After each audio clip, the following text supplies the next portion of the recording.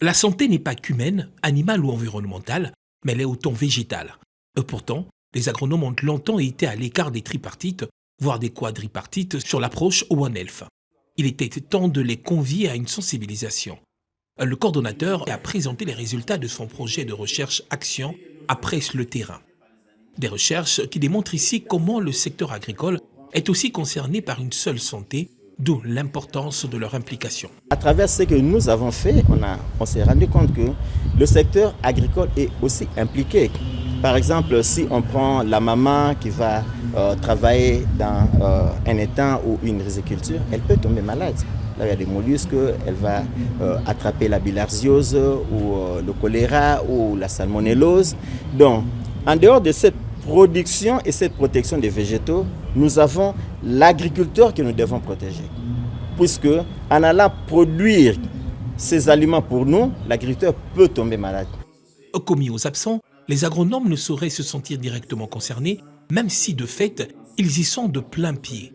Il a fallu donc ce déclic, le projet d'Opéra House de l'INRB, appuyé par le CRDI Canada, pour qu'à l'issue du partage des expériences, arracher leur adhésion. L'agronome ne participe pas d'une façon active dans cette approche One Health. C'est-à-dire il y a des actions que nous pouvons nous associer avec les médecins vétérinaires pour que, à titre préventif, d'une façon collective, nous puissions prévenir les dangers inhérents à l'utilisation de ces produits. Les agronomes ont été absents. Mais à travers l'activité que nous venons mener avec le professeur Justin Massoum, ça nous permet maintenant de nous approprier de cette activité afin que notre participation soit plus active et proactive.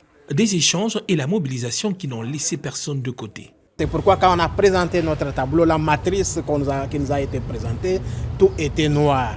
C'est pourquoi le ministère de l'Agriculture en particulier a été interpellé de pouvoir s'imprégner, de pouvoir capitaliser l'approche à point de bien vouloir accomplir ces tâches, d'être présent et de profiter de cette approche. C'était ici un exercice inhabituel pour les chercheurs, ce partage d'expériences. Tous les participants sont donc ressortis conscients du rôle individuel et collectif pour ainsi garantir une bonne santé aux Congolais. Voilà.